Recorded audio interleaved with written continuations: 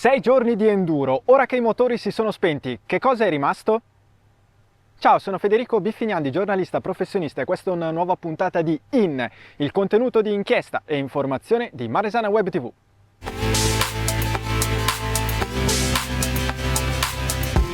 Noi siamo a Gandosso, siamo tornati a Gandosso dopo 6 giorni per vedere che cosa è rimasto. Gandosso è stato il teatro di una delle prove di cui si è parlato di più, soprattutto perché il piano originario del motoclub era stato bocciato per via della mancanza di alcune autorizzazioni. Questo per dire che noi abbiamo individuato nella nostra prima puntata 4 temi, 4 dubbi su questa 6 giorni, non tanto sulla buona riuscita quanto sul fatto che forse tutto ciò che circolava attorno alla 6 giorni avrebbe potuto fare qualcosa in più per renderla un evento ancora più grandioso. Il primo tema, quello più caldo, è quello di tipo ambientale. Noi nella prima puntata abbiamo intervistato Legambiente, era scettica non sulla disputa di questo evento quanto su alcuni aspetti, su alcune sfumature, e l'ha spiegato bene Nicola Cremaschi ai nostri microfoni, che ha aperto le porte al mondo enduro e a una coesione, a una collaborazione tra ambiente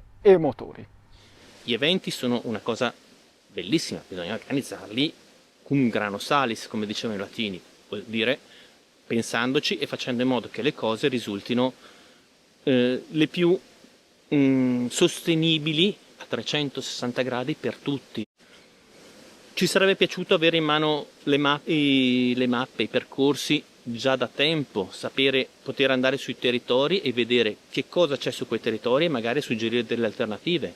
10 giorni prima non c'erano ancora disponibili questi documenti. Dunque un'apertura da parte di Legambiente a tutto il mondo enduro. Noi abbiamo girato questa stessa apertura al Motoclub Bergamo. Sentiamo qual è stata la replica. La volontà del Motoclub era quella di collaborare, di aprirsi.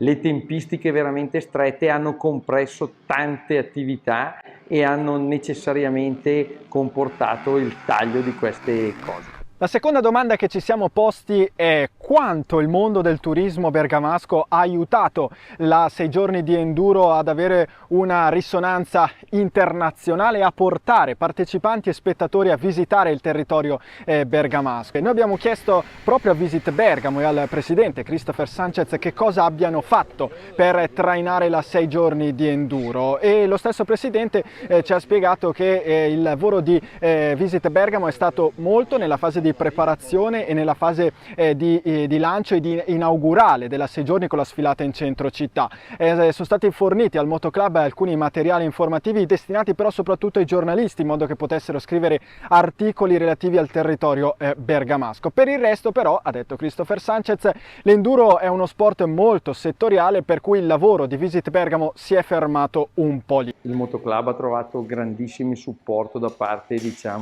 delle autorità competenti, di tutte le autorità che sono preposte anche all'ordine. Devo dire che la loro percezione forse era quella più pertinente rispetto magari anche alla nostra e anche magari a quelli che sono delle autorità o comunque degli enti che promuovono più il turismo. L'ultimo dubbio che abbiamo sollevato è più di tipo sportivo, tecnico. Qualcuno ha lamentato troppi chilometri di trasferimento sull'asfalto, qualcun altro invece era assolutamente entusiasta dei luoghi in cui si è corso e sui quali ci si è trasferiti. È indubitabile che il nostro sport abbia un'età media, comincia ad avere un'età media abbastanza elevata, per cui questo pregiudica i risultati se non ci si mette assieme. Quindi sicuramente nel proseguo quello che dovremo rafforzare è la collaborazione all'interno del motoclub con le sezioni e con i motoclub e in generale con tutti quelli che sono gli appassionati che ci hanno dato una grossa mano,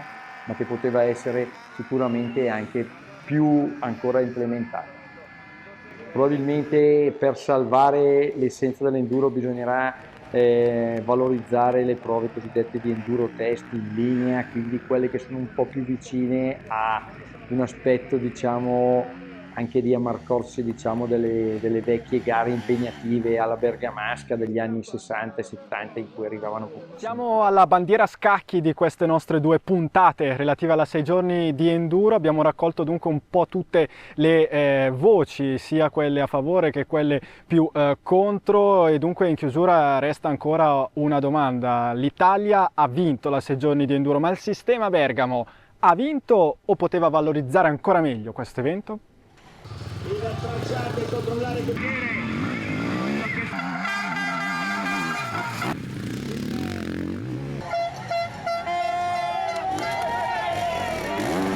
Vediamo cosa riesce a fare.